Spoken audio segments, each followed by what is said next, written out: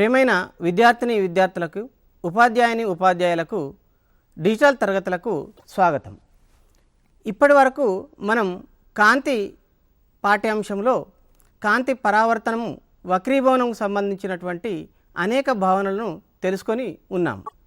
ఈరోజు మనము మన నిత్య జీవితంలో ప్రతినిత్యం గమనించే, అలాగే అప్పుడప్పుడు సంభవించే కొన్ని దృగ్విషయాల పట్ల అవగాహన పెంచుకొనుటకు, అదేవిధంగా వాటి వెనకాల ఉన్నటువంటి శాస్త్రీయ భావనలను తెలుసుకోవడానికి కోసము చిన్న చిన్న ప్రయోగాలు చూడడం మరియు గమనించడం ద్వారా తెలుసుకుందాం. పిల్లలు, ఈ వీడియోను జాగ్రత్తగా గమనించండి. ఈ వీడియోలను జాగ్రత్తగా పరిశీలించండి. ఇవి మనం గతంలో చూసినట్లు అనిపిస్తుంది కదూ. వర్షం పడ్డప్పుడు మనము ఆకాశంలో ఇలాంటి ఇంద్రధనస్సులను చూస్తాం. మీరు ఎప్పుడైనా రెండు ఇంద్రధనస్సులు ఏర్పడడం గమనించారా? ఇక్కడ చూడండి, రెండు ఇంద్రధనస్సులు ఏర్పడుతున్నాయి. అదేవిధంగా సీడీలపై అప్పుడప్పుడు వెలుతురు పడ్డప్పుడు ఈ విధంగా రకరకాల రంగులు మనకు కనబడుతూ ఉంటాయి. దీనికి కారణం ఏమై ఉంటుంది? అదేవిధంగా రోడ్లపై డీజిల్ పడినప్పుడు దానిపైన నీటి బిందువులను వేస్తే ఈ విధంగా మనకు వివిధ రంగులు కనిపిస్తాయి. దీనికి గల కారణం ఏమై ఉంటుందో ఆలోచించండి. ఆకాశంలో ఇంద్రధనస్సులు ఎందుకు ఏర్పడతాయి? వర్షం వచ్చిన ప్రతిసారి ఇంద్రధనస్సులు ఏర్పడతాయా? అప్పుడప్పుడు రెండు ఇంద్రధనస్సులు ఎందుకు ఏర్పడతాయి? ఇందాక మనం చూసిన సీడీలపై ఎందుకు రంగులు కనబడతాయి? రోడ్లపై, నూనె మరకలపై రంగులు ఎప్పుడు ఏర్పడతాయి? వీటి వెనకాల ఉన్న సామాన్య శాస్త్ర భావనలు ఏమిటో మనం ఈ పాఠంలో ఇప్పుడు తెలుసుకుందాం. పిల్లలు, ఈ ప్రయోగాన్ని జాగ్రత్తగా పరిశీలిద్దాం. ఈ ప్రయోగం చేయుటకు మనకు కావలసినవి గాజు పట్టకము, తెర మరియు ఒక సన్నని చీలిక ఉన్న అట్ట. ఈ వీడియోలో చూపినట్లుగా ఒక పట్టకము, అట్టను మరియు తెరను అమర్చుకొని తెల్లని కాంతిని పంపినట్లయితే పట్టకంపై పడిన తెల్లని కాంతి గుండా వస్తున్నటువంటి రంగులను జాగ్రత్తగా గమనించండి. పట్టకము రెండో వైపున కూడా తెల్లకాంతి వస్తుందా లేదా ఇతర రంగులు కనబడుతున్నాయా? ఈ తెర మీద కనబడుతున్నటువంటి రంగులను జాగ్రత్తగా పరిశీలించండి. పట్టకం పడ్డ తెల్ల కాంతి కిరణము మనకి వివిధ రంగులుగా విడిపోవడాన్ని మనము తెరపైన గమనించవచ్చు. ఇప్పటి వరకు మీరు చూసిన ప్రయోగంలో మీరు ఏమి గమనించారు? తెల్లని కాంతి రంగులుగా ఎందుకు విడిపోయింది? పిల్లలు, ఇప్పుడు మనం మరొక ప్రయోగాన్ని జాగ్రత్తగా పరిశీలిద్దాం. ఈ ప్రయోగం చేయడానికి మనకు ఒక తెల్లని అట్ట, అదేవిధంగా ఒక చిన్న ప్లాస్టిక్ బౌల్ మరియు ఒక చిన్న అద్దము అవసరం అవుతాయి. నీటితో నింపిన ప్లాస్టిక్ తొట్టెలో ఒక చిన్న అద్దాన్ని ఉంచండి. అద్దాన్ని సూర్యుని కాంతికి అభిముఖంగా ఉంచినప్పుడు ఏం జరుగుతుందో జాగ్రత్తగా గమనించండి. తెల్లని అట్ట కాగితంపై మీరేమైనా గమనించారా? ఈ ప్రయోగంలో కూడా సూర్యుని కాంతి అద్దంపై పడిన తర్వాత పరావర్తనం చెంది రంగులుగా ఎందుకు విడిపోయింది? ఇప్పటి వరకు చూసిన ఈ రెండు ప్రయోగాల ద్వారా మనం తెల్లని కాంతి కొన్ని రంగులుగా విడిపోవడం గమనించాం కదా. ఇలా ఎందుకు జరిగిందో ఊహించండి. పిల్లలు, ఇప్పుడు మనం మరొక ప్రయోగాన్ని జాగ్రత్తగా పరిశీలిద్దాం. ఈ ప్రయోగము చేయడానికి మనకు ఒక పాత సీడీ, అదేవిధంగా ఒక తెల్లని గుండ్రని అట్ట కాగితము, గ్లూ మరియు ఒక గాజు గోలి, అదేవిధంగా కొన్ని స్కెచ్ పెన్లు అవసరం. ఒక గుండ్రని అట్టపై స్కెచ్ పెన్ల సహాయంతో కొన్ని రంగులను నింపండి.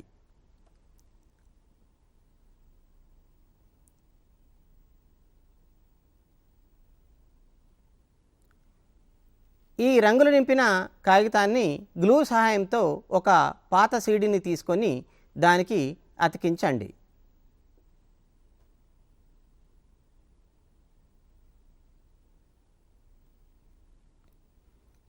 ఇలా అతికించినటువంటి అట్ట మధ్య భాగం లోపల ఒక గోలిని అతికించండి.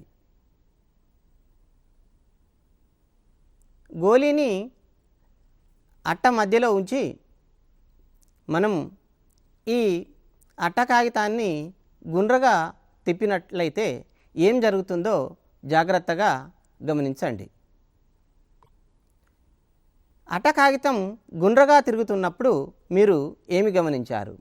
మనకి ఇంతకుముందు కనిపించినటువంటి మనం గీసినటువంటి రంగులు కనిపిస్తున్నాయా లేదా తెల్లగా కనిపిస్తుందా? జాగ్రత్తగా గమనించండి. పిల్లలు, ఇప్పటి వరకు మనం చూసిన ఈ మూడో ప్రయోగంలో వివిధ రంగులతో నింపిన డిస్క్ తెల్లగా ఎందుకు కనబడింది?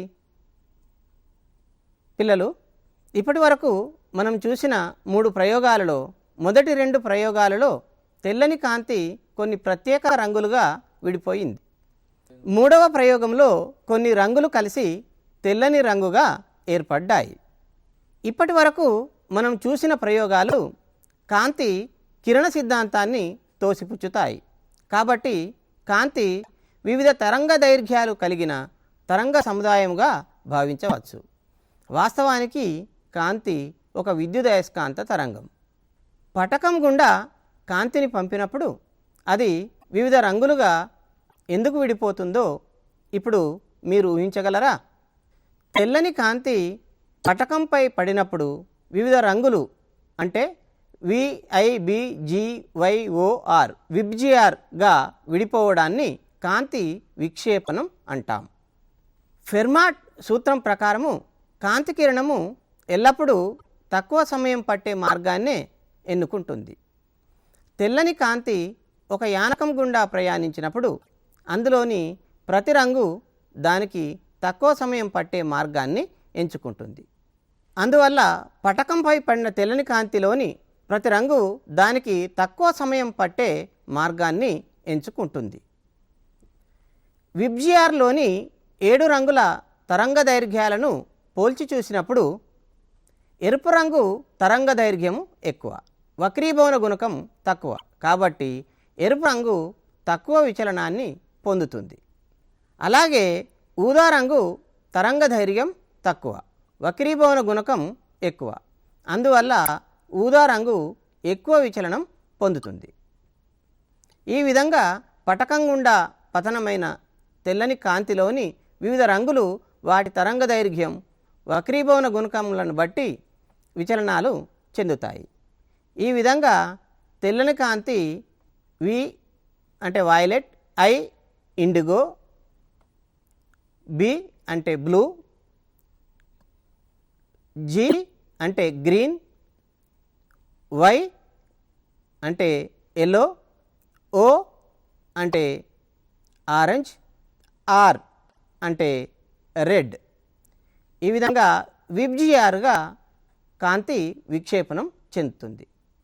ఎరుపు రంగు యొక్క తరంగ దైర్ఘ్యము 650 నుండి 700 నానోమీటర్ల వరకు ఉంటుంది. అలాగే ఆరెంజ్ రంగు యొక్క తరంగ దైర్ఘ్యము 590 నుండి 650 నానోమీటర్ల వరకు, పసుపు రంగు తరంగ దైర్ఘ్యము 570 నుండి 590 నానోమీటర్ల వరకు, ఆకుపచ్చ రంగు తరంగ దైర్ఘ్యము 510 నుండి 570 నానోమీటర్ల వరకు. అదేవిధంగా నీలిరంగు యొక్క తరంగ దైర్ఘ్యము 475 నుండి 510 నానోమీటర్ల వరకు. అదేవిధంగా ఇండిగో రంగు యొక్క తరంగ దైర్ఘ్యము 445 నుండి 475 నానోమీటర్ల వరకు. అదేవిధంగా వైలెట్ యొక్క తరంగ దైర్ఘ్యము 400 నుండి 445 నానోమీటర్ల వరకు ఉంటుంది. అందుకే తెల్లని కాంతి పటకం గుండా ప్రయాణించినప్పుడు 7 రంగులుగా విడిపోతాయి.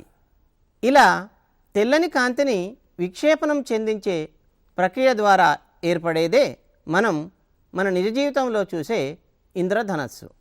ఇంద్రధనస్సును మనం కృత్రిమంగా ఏర్పరచగలమా? ఒకసారి ప్రయత్నిద్దామా? ఒక నీటి పైపును తీసుకొని దాని చివర మన వేలుతో మూసి ఉంచాలి. నీటిని ఫౌంటైన్ మాదిరిగా పైకి చిమ్మినప్పుడు ఏం జరుగుతుందో జాగ్రత్తగా గమనించండి. ఈ వీడియోలో చూపిన విధంగా ఇంద్రధనుస్సు ఏర్పడడం మనం గమనించవచ్చు. పిల్లలు, అసలు ఇంద్రధనస్సు ఎలా ఏర్పడుతుంది? అనేక లక్షల నీటి బిందువుల కాంతి విక్షేపణం చెందడం ద్వారా ఇంద్రధనస్సు ఏర్పడుతుంది. ఇంద్రధనస్సు ఏర్పడే విధమును అవగాహన చేసుకొనుటకు ఒక నీటి బిందువును పరిశీలిద్దాం. నీటి బిందువు పై ప్రాంతం నుండి సూర్యుని కాంతికిరణము లోపలికి ప్రవేశిస్తుంది. ఇక్కడ జరిగే మొదటి వక్రీభవనంలో కాంతి విక్షేపణం చెంది ఎరుపు రంగు తక్కువ విచలనాన్ని, ఊదా రంగు ఎక్కువ విచలనం పొందుతాయి. సూర్యకాంతి పుంజానికి నీటి బిందువుచే వెనుకకు పంపబడిన కాంతికి మధ్య కోణం 42 డిగ్రీలు ఉన్నప్పుడు ఎరుపు రంగు, 40 డిగ్రీలు ఉన్నప్పుడు ఊదా రంగు కనబడతాయి. 40 డిగ్రీల నుండి 42 డిగ్రీల మధ్యలో అన్ని రంగులు కనబడతాయి. అన్ని రంగులు నీటి బిందువు రెండో వైపుకు చేరాక సంపూర్ణాంతర పరావర్తనం వలన నీటి బిందువులోనే వెనుకకు పరావర్తనం చెంది మరలా ప్రతి రంగు గాలిలోకి వక్రీభవనం చెందుతుంది. తద్వారా ఇంద్రధనస్సు ఏర్పడుతుంది. వాననీటి బిందువులతో విక్షేపణం చెందిన కాంతి అర్ధవలయాకారంలో ఎందుకు కనబడుతుంది? వాస్తవానికి ఇంద్రధనస్సు పూర్తిగా గుండ్రగా ఏర్పడుతుంది. ఇంద్రధనస్సును మనం పరిశీలకుని స్థానము నుండి ఏ వైపు నుండి చూసినా 40 నుండి 42 డిగ్రీల మధ్యలో చూసినప్పుడు సగం మాత్రమే మనకు కనిపిస్తుంది. ఈ విషయాన్ని ఈ వీడియోలో మనం గమనించవచ్చు. పిల్లలు, ఆకాశంలో మీరెప్పుడైనా 2 ఇంద్రధనస్సులను చూసారా? 2 ఇంద్రధనస్సులు ఎప్పుడు ఏర్పడతాయో ఇప్పుడు మనం పరిశీలిద్దాం. నీటి బిందువులోకి 2 సూర్యకాంతి కిరణాలు పైనుండి 40 డిగ్రీల నుండి 42 డిగ్రీల మధ్య కోణంలో, క్రింది నుండి 50 డిగ్రీల నుండి 53 డిగ్రీల మధ్య కోణంలో ప్రవేశించినప్పుడు 2 ఇంద్రధనస్సులు ఏర్పడతాయి. పిల్లలు, మనము పూర్తి వలయాకార ఇంద్రధనస్సును ఎప్పుడు చూడవచ్చు? పరిశీలకుడు తగినంత ఎత్తుకు వెళ్ళి పూర్తి వలయాకార ఇంద్రధనస్సును చూడవచ్చు. అయితే పరిశీలకుని స్థానం వర్షపు నీటి బిందువుల కంటే ఎత్తులో ఉండాలి. అంటే మనం చాలా ఎత్తుకు వెళ్ళినప్పుడు పూర్తి వలయాకారంలో ఉన్న ఇంద్రధనస్సును చూడగలుగుతాం. మనము నిత్యం చూసే ఆకాశం నీలిరంగులో ఎందుకు ఉంటుంది? మీరు ఎప్పుడైనా ఈ విషయాన్ని ఆలోచించారా? అలాగే సూర్యోదయం, సూర్యాస్తమయ సమయంలో సూర్యుడు ఎర్రగా ఎందుకు కనబడతాడు? ఈ ప్రశ్నలకు జవాబులు కావాలంటే కాంతి పరిక్షేపణం అంటే ఏమిటో అవగాహన కావాలి. సూర్యుడి నుండి విడుదలైన కాంతి పరమాణువులోని ఎలక్ట్రాన్పై పతనమైనప్పుడు అది భూస్థితి నుండి ఉత్తేజిత స్థితికి వెళ్తుంది. ఇలా ఉత్తేజ స్థితిలో ఉన్నటువంటి ఎలక్ట్రాన్ కాంతిని తిరిగి బయటికి పంపించి భూస్థితిలోకి వస్తుంది. ఈ విధంగా కాంతిని ఉద్గారం చేయడాన్నే కాంతి పరిక్షేపణం అంటాం. మన భూమి చుట్టూ ఉన్న వాతావరణంలోని నైట్రోజన్, ఆక్సిజన్ వాయువులు నీలిరంగు కాంతికి పరిక్షేపణ కేంద్రాలుగా పనిచేస్తాయి. అందుకే సాధారణ సమయాలలో ఆకాశము నీలిరంగులో కనబడుతుంది. సూర్యోదయము, సూర్యాస్తమయ సమయంలో సూర్యుని నుండి వెలువడిన కాంతి మన కంటిని చేరడానికి అధిక దూరం ప్రయాణించవలసి ఉంటుంది. ఎరుపు రంగు కాంతి తప్ప మిగిలిన అన్ని రంగులు అధికంగా పరిక్షేపణ చెంది కాంతి మన కంటికి చేరేలోపే అవి కనుమరుగవుతాయి. ఎరుపు రంగు కాంతి తక్కువ పరిక్షేపణ చెందడం వల్ల మన కంటిని చేరుతుంది. అందువలన సూర్యోదయము, సూర్యాస్తమయ సమయాలలో ఆకాశం ఎర్రగా కనిపిస్తుంది. పిల్లలు, ఇప్పటి వరకు మనం ఏం నేర్చుకున్నామో ఒకసారి చూద్దామా? తెల్లని కాంతిలో 7 రంగులు ఉంటాయి. తెల్లని కాంతి VIBGYOR అంటే విబ్జిఆర్ రంగులుగా విడిపోవడాన్ని కాంతి విక్షేపణం అంటాం. సూర్యకాంతి నీటి బిందువులపై 40 డిగ్రీల నుండి 42 డిగ్రీల మధ్య పతనమైనప్పుడు ఒక ఇంద్రధనస్సు, సూర్యకాంతి నీటి బిందువులపై 40 డిగ్రీల నుండి 42 డిగ్రీలు మరియు 51 డిగ్రీల నుండి 53 డిగ్రీల మధ్యలో పతనమైనప్పుడు 2 ఇంద్రధనస్సులు ఏర్పడతాయి.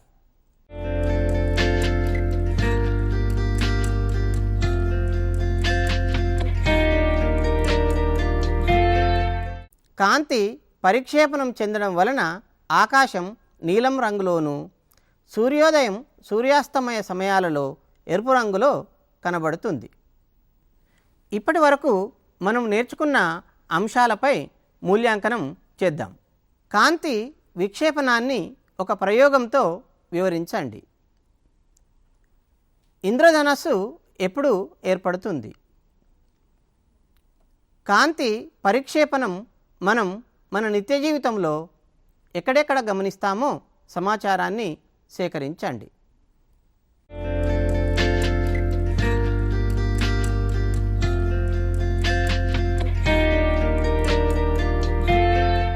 పిల్లలు, అసలు ఇంద్రధనస్సులు ఏ విధంగా ఏర్పడతాయి? మనకు పూర్తి వలయాకార ఇంద్రధనస్సును ఎప్పుడు గమనించగలుగుతాము?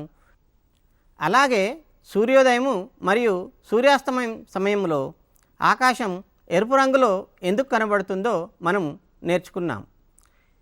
మరో పాఠ్యాంశంతో మళ్ళీ డిజిటల్ తరగతుల్లో కలుసుకుందాం. అంతవరకు సెలవు. నమస్కారం.